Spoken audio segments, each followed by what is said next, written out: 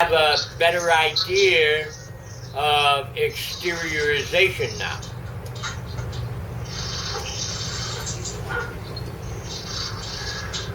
I mean, after the exercise last week, and then the rest of the chapter, I mean, how many of you recognize the 7 states? Mental to mental, mental to astral, boom, boom, boom, boom, boom, boom, that he talked about is the 7 power centers. How many of you recognize that is indigo, purple, blue, green? Huh? How many of you caught that?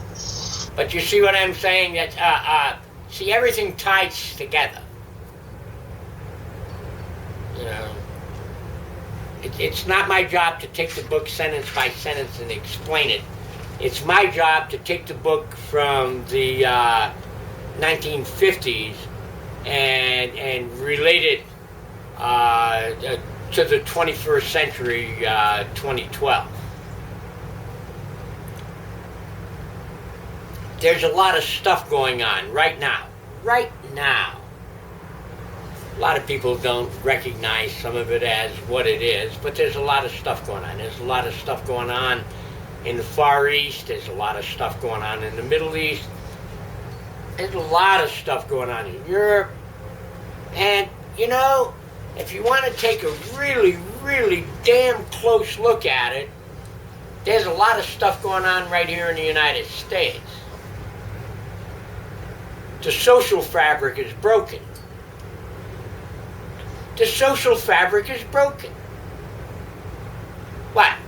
5 or 6 times so far this year we've had teenagers, 20-year-old kids run into movie theaters, grade schools last Friday. There's something wrong with the social fabric, see? There's no more ethic. There's no more ethic. And there's very little morals. But there's no more ethic.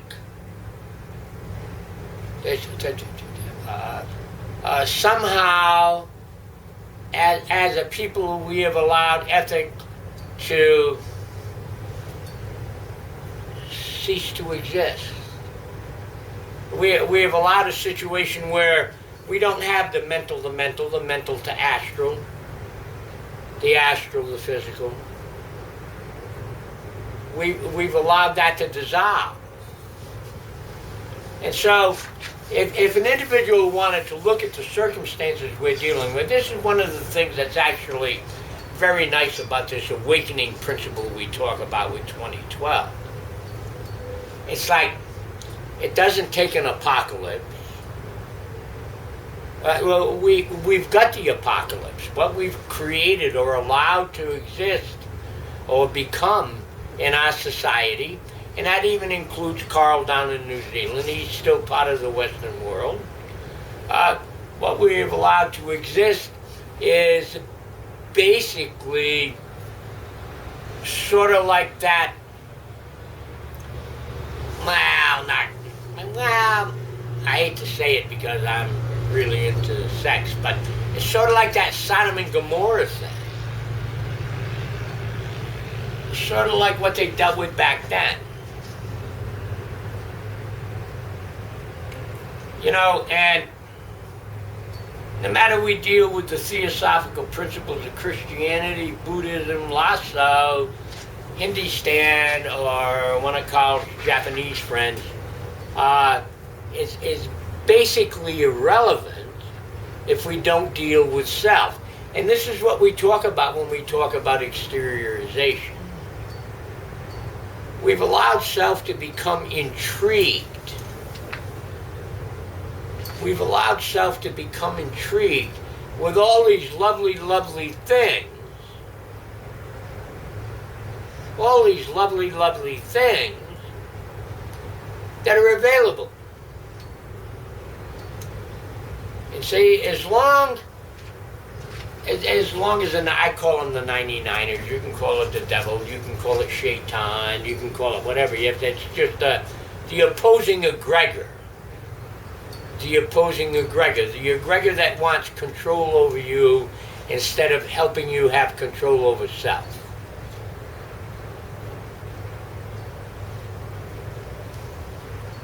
And that's really what this whole thing is about, is this conflict between these two egregors.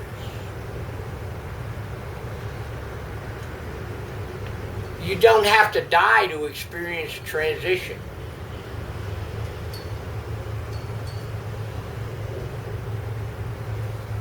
Transition is something that I will teach each one of you. I'm not sorry I did it the other way last week. I realized 15 minutes into it that I was going to have a hard time, because I had 5 people going in 5 different goddamn directions that were all the proper direction. And I sort of got stuck there going, but everybody did fine. And everybody felt they did less than fine. But that's because there was nobody there to, I could not drop 4 others to take care of any one of you. It would have been inappropriate. Everybody got out. Everybody didn't get over, everybody got out. So it was experiential. But your objective is your God. Your objective is your God. That's your rebirth. That's your 13th arcana. The exteriorization to highest self. Not the exteriorization to my highest self or anyone else's highest self, but to your highest self.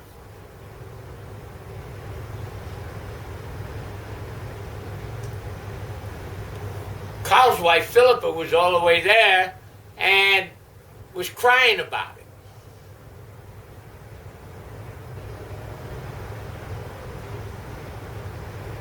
She was crying about it.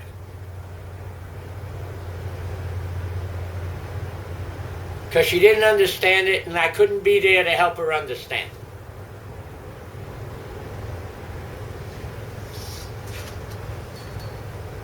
We're going to do it again. We're going to do each one of you individually, one at a time.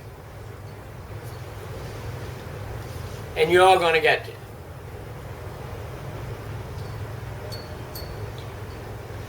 Right now, we can basically guarantee you that the white hats won, the white egregor whooped the black egregor. Unless they got some type of nuclear bomb they can drop in 4 days, the fight's over. Things are going to get good. Things may not be good materially for a little while, but from a spiritual point of view, things are going to get very good, very fast. And it's going to be a lot of fun. It's going to be a lot of fun. We're going to have more incidents. Worldwide, we're going to have more incidents. Some of them potentially violent. But conscious-wise, it's going to be very, very nice. It's going to be very nice.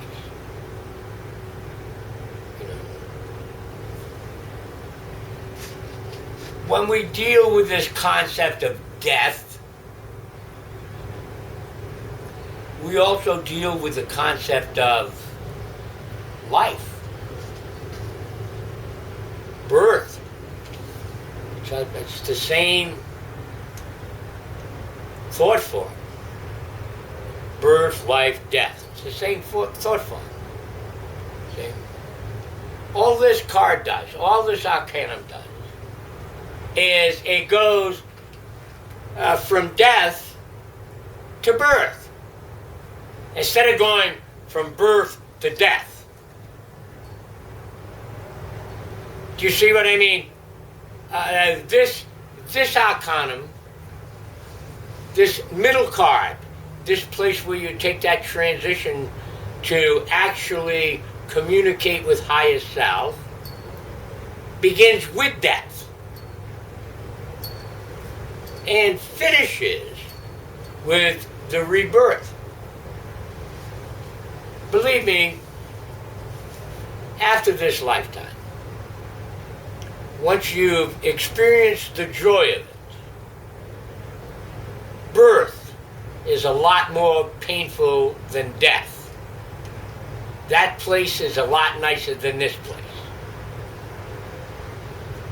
In other words, it is difficult to leave there, and yet you have to. Unless you've achieved a considerable mastery, which very, very few achieve. You know, the birth part is much more difficult. Coming from the whole to the self is much more difficult than going from the self to the whole. The concept that this card deals with the imperfection, the impurity of the concept of free will. It takes that concept of free will, it takes that concept that allows you to decide what you want to do, how you want to do it, and stuff like this, and turns it into a negative. Because we become so attached to our being. We become so attached to our being that we're afraid to leave it, and as a result of that, have lost context with where we came from. That's the entire concept of this card.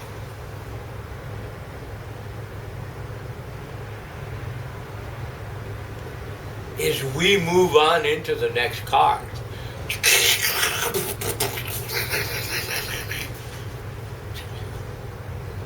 we'll assist you in understanding those concepts that separate you from higher self, God, Goddess, whatever you want to call it.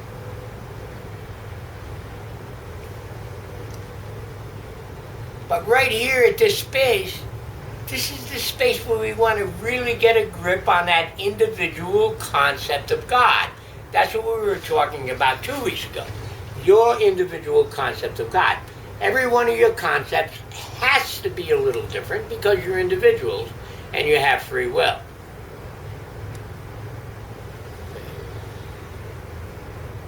My concept of God is, I don't know, 11 years down the road, I'll make it to 100. That's my concept of God. But you see what I'm saying? You see what I'm saying? I mean, I'm enjoying my life. Do you see what I'm saying? That's, God would be good. I mean, I'd love God if I made it to 100, see?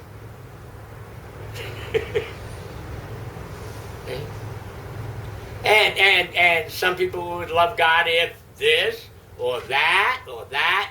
But see, each one of them God concepts, Goddess concepts, just a little bit different. Just a little bit different. And the whole process right here, this entire process that we're dealing with right here is to allow ourselves to individualize our concept of God.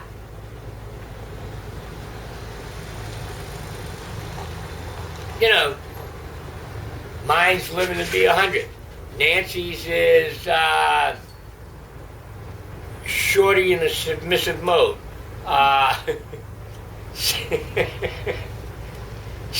Cindy's is a harem of men.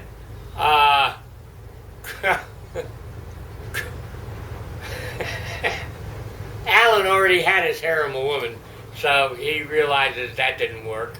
You know what I mean? He's happy with one now. See? It's like, and that concept that you have is going to continue to change until you reach it.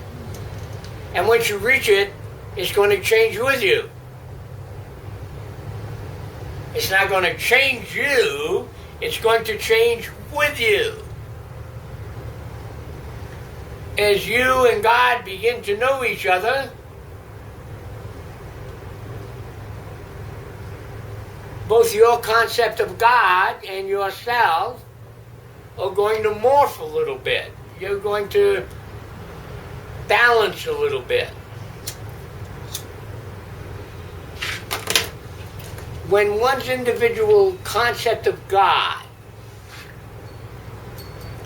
places one in the position that they are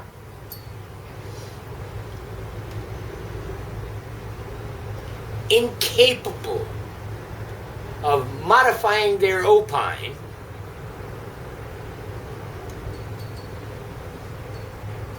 you know you're talking to something other than God.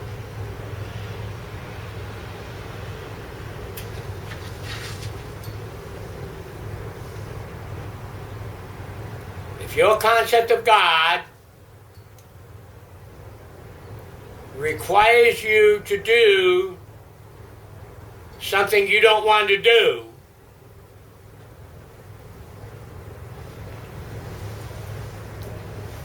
you know you're talking to the wrong side of the seesaw.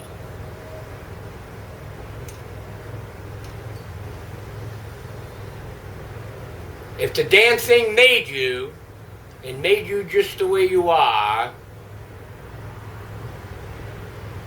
your only truth is self. That's what happens when we get some 20-year-old kid that had to be in horrible pain. Had to be in horrible pain. Shoot his mother, go in and shoot 20 kids. And I mean, he was in horrible pain. He wasn't talking to God. He was talking to that part that would not bend. God, goddess, whatever it is, made you if you enjoy that particular belief system in its own image. It made you. See? Now, that's its guarantee. It's not guaranteeing you it made me, or Alan, or Carl, or Cindy or Nancy. It's guaranteeing that it made you in its own image. That's a guarantee. So the one thing you've got to trust is yourself. And it's just a matter of identifying that self. It's just a matter of identifying. So when we deal with the concept, and believe me, as I deal with each one of you, we'll spend the first 15 minutes identifying your concept. Remember, that concept is self. That's not somebody else's. I told you that it's your concept. Your concept. It's the concept that makes you happy. Well, there's some people enjoy being sad, so it could be the concept that makes you sad if you enjoy being sad. But, see, it's your concept. See, God is everything. See, God is everything. It can be your concept, Alan's concept, Carl's concept, my concept, Aggie's concept, and 7 billion other concepts all at once.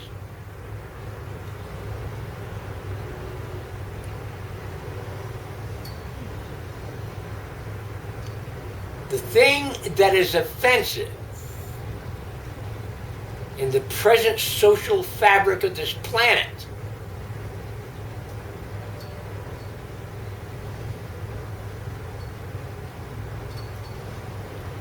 is that we accept that concept of angst.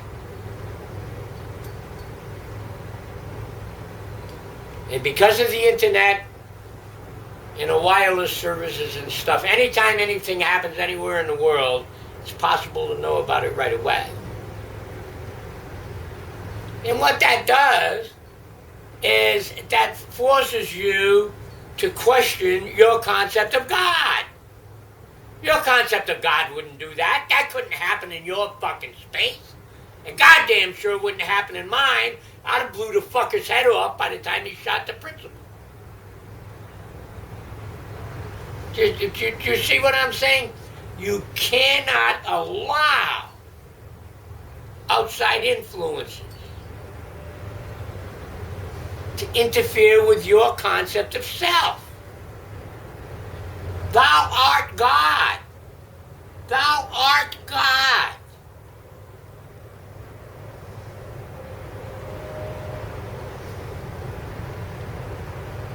And you recognize that by being self. If you think you're capable of picking up a gun and going out there and blowing away 20 kids, you damn sure don't belong on this website. Thou art God. And the way the situation gets resolved is by recognizing your concept of God, which is self, your concept of self. Be yourself. Thou art God. And if enough of you start doing that, this other stuff will not be possible. It will not be possible. You know? I mean, any child can learn how to swim, but if the egregor is strong enough, they can't swim very far in mud. And if their concept is muddy, they won't make it very far.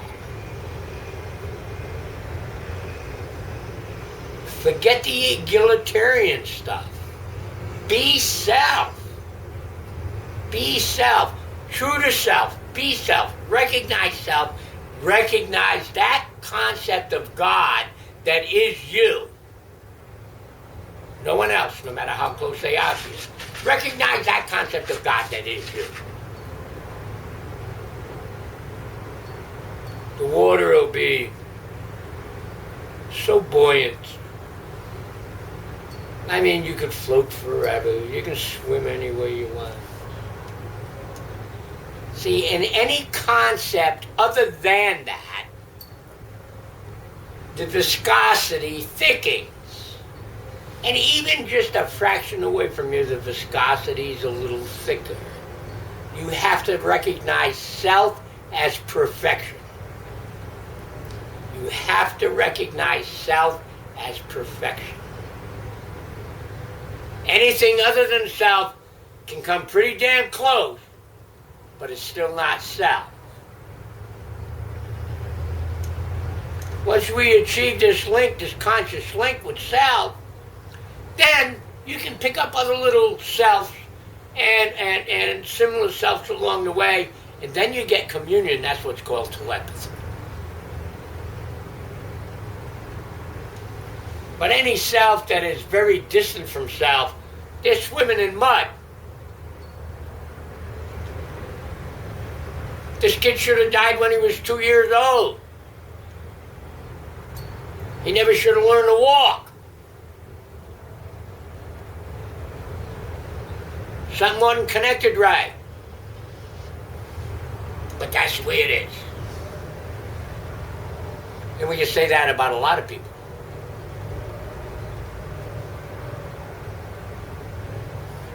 But it has to start with self. And damn sure it has to start with self.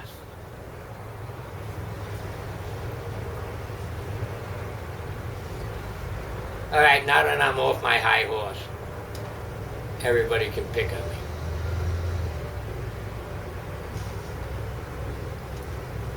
But I'm serious.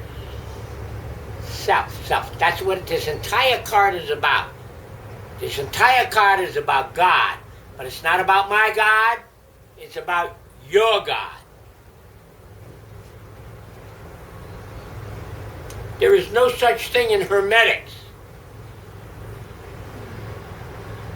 as a God except your God.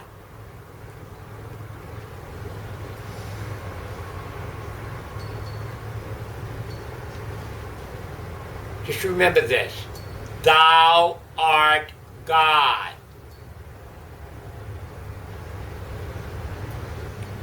All right, buddy. If God is everything, how can I limit him to a concept of me? Because you're everything. You're responsible for every fucking thing. There ain't nothing but what you see, smell, taste, hear, and feel. If you don't see, smell, taste, hear, and feel it, it ain't there. All you know about Connecticut is you heard about it. You didn't see it, you didn't smell it, you didn't feel it.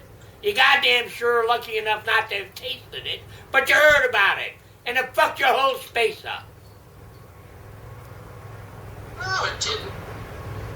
Okay, but that's how it works. It's like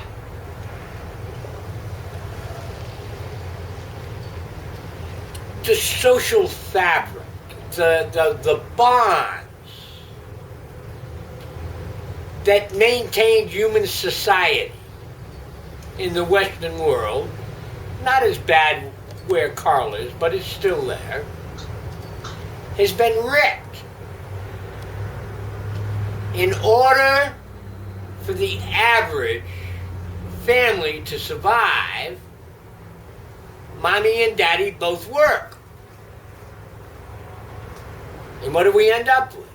We end up with children without parents.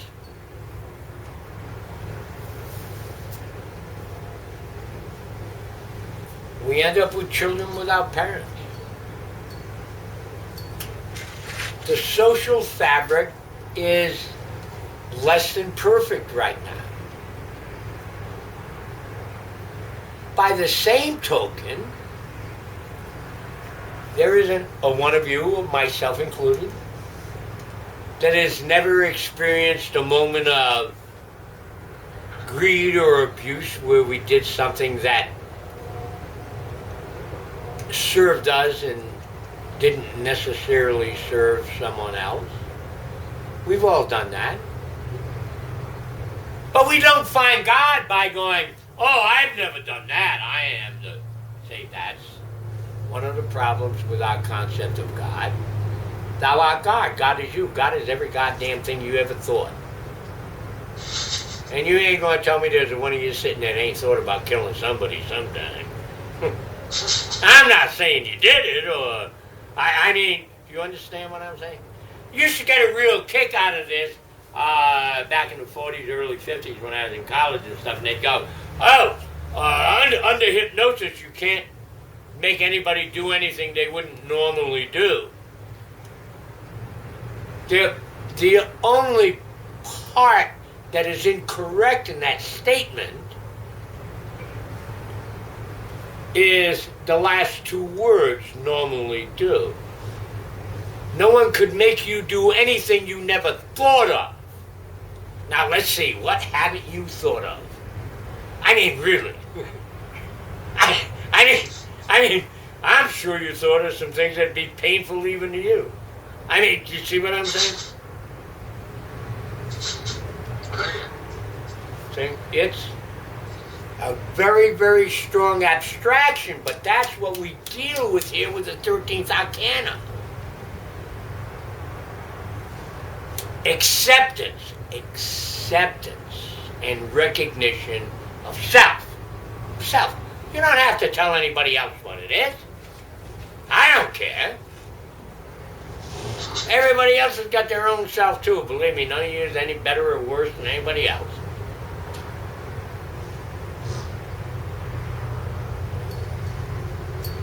It's a recognition and acceptance of self. There are ways to treat. There are ways to treat. And this course is designed to help you treat. That's what it's designed for. Only after you recognize self. Only once you have identified your concept of self, your God.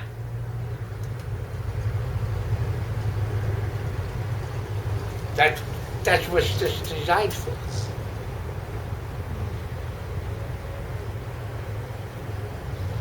It's not going to make you better than anybody else. Actually, it may give you the ability to take advantage of them. We hope you won't do that. I hope so too. Well, we got a lot of frogs around already. We'd like to decrease the frog population. So, on another note, remember remember the rebirthing school you recommend I go to 20 years ago? I remember. We get to rebirth, experience the birth, and even before that, we get to re-experience the conception coming down in from Right. the guff down into the body. Right. And you're right about that experience. We were going from this beautiful expansiveness down, shoved into this tiny little speck of a thing. It's like, Right. it was tougher than dying. Rebirthing's a good thing. It's an interesting concept. Yeah, we also did several death rebirths. But Experienced death in different ways. One of the things that happened, whether it's LRT, the way Teresa did it, or anyone else, one of the things that happened, and one of the things that I was very, very, very careful not to do last week, is I allowed everyone to pick their own dogma.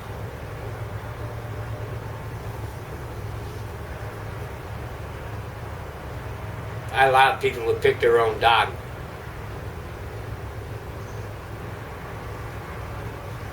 I mean, I'm a decent behaviorist. I mean, I create visualizations for you and stuff. That's not my job. My job is to introduce you to yourself. Not to what someone else thinks you are. Not to what someone else tells you you are. But to yourself. Pure to yourself. It's a rough card. But it's the one, once we're over it, then we can move into the Tower of Destruction and go, yeah, I want to jump off that fucking tower. And then the devil made me do it. You see? It's like, it gets good here. It gets good here.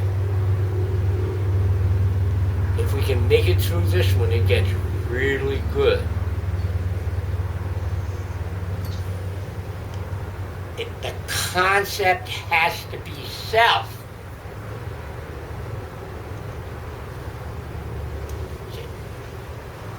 There is nothing wrong with any theosophical concept that has ever been produced about any avatar. See? The average human is a follower. So if we're going to stop situations like last Friday and other ones that happened like that, what's going on in Syria, North Korea, China, Japan right now, a rough situation. If we're going to stop situations like that, the way we stop it is through people recognizing self. Okay? Now, there aren't a whole lot of people that can recognize self. So you have all these followers. That's the beauty of religion. The beauty of religion is it says, hey, all you sheeple, follow me. See, they all have these nice rules. Do unto others as you would do unto yourself, and all these nice little rules and shit. Obviously, this little kid here never got religion, right? That's part of the break in the social fabric. A certain system of ethics is necessary for the survival of the species. And it's just like red mange, rabies, or anything else. You get enough overpopulation, and there's a few rogues. Your responsibility has to be self. It has to be self. Is it all right if I take a sip of beer? Thank you.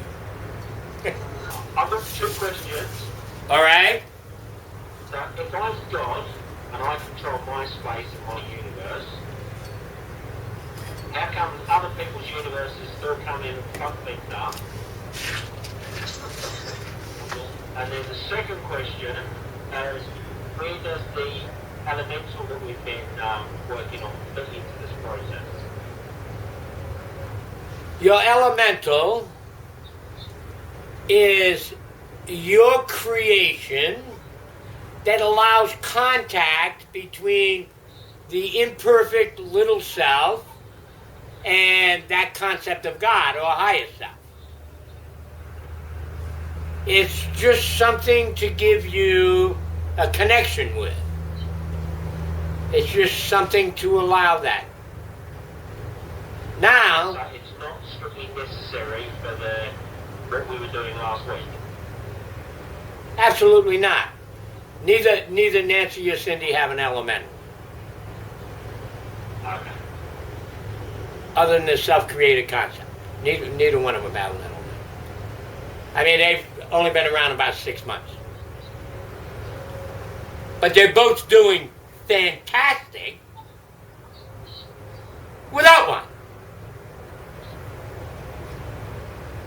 But they both have a very, very good concept of God because of the church that they hang around at.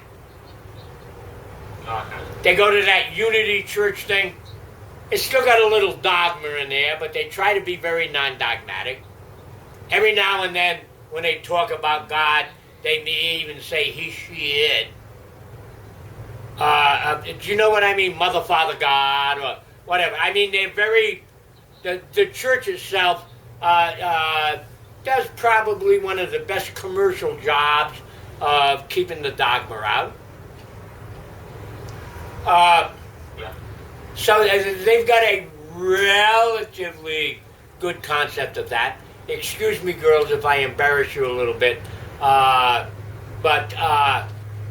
they're also very, very much woman of the world. Do you understand what I'm saying? When I say they don't have much dogma, I mean, they don't make judgments. Yeah. They try not to. Now, each one of them will make judgments in regards to self as to what they need. And the only problem with their church is sometimes it tells them that's the wrong thing to do. And I'm sitting here telling them, fuck that. Do what thou wilt, as long as you're not harming anyone else. See, that's the only little rift they got.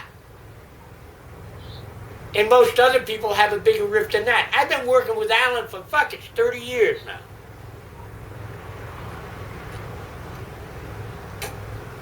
What, 20? A long time. He bumps into rifts. And believe me, he's a minimalist. I mean, he just moved into that place there. When I went to visit him a couple of years ago, I mean, he had basically no furniture and stuff. I mean, he's a minimalist. He's not Alan is not a materialist. You see? And he runs into his little rifts. Everybody runs into their little rifts. You know? And it's not a matter of whether the rift is right or wrong. It's not a matter of if it's acceptable or not. It's not a matter of any of that. It's like, is that rift you? If that rift is you, it's part of your God. There's nothing wrong with that. Ain't nobody here taking advantage of anybody. Ain't nobody sitting right here on this screen going to turn around and abuse anybody. So whatever that little rift is, it's part of your God.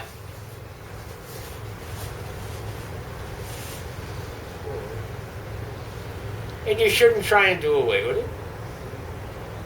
What are you going to do? You're going to turn around and tell God, hey, fuck you, God. You know, I want to have a 10-inch dick. I'm not happy with a 3-inch dick. While I use a male definition, I apologize. That's fine. But you understand what I'm saying? I mean, you are you. Now, you can run around and tie a dumbbell to your pecker and walk around with it all day long and hurt like hell, and you might stretch it, but it'll get pretty thin.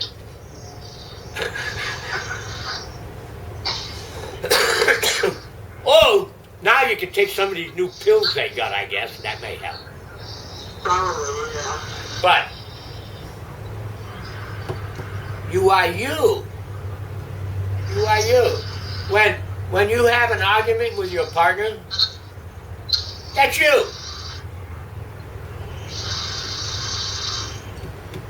Accept self. Find God. And let me take you on a journey to meet him. Or her. Or it. If you want. Whatever your concept may be, we'll get you there.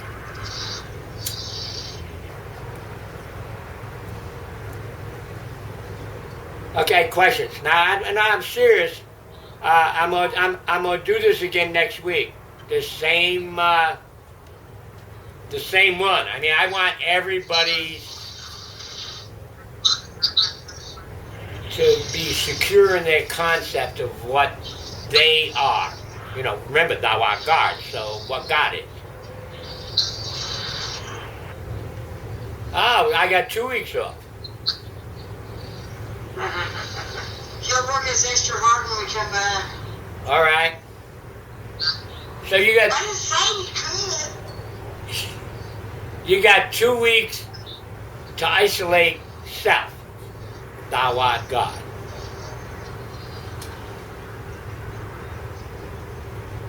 And then 2 weeks from now, we're going to do it publicly. I want everybody to describe God.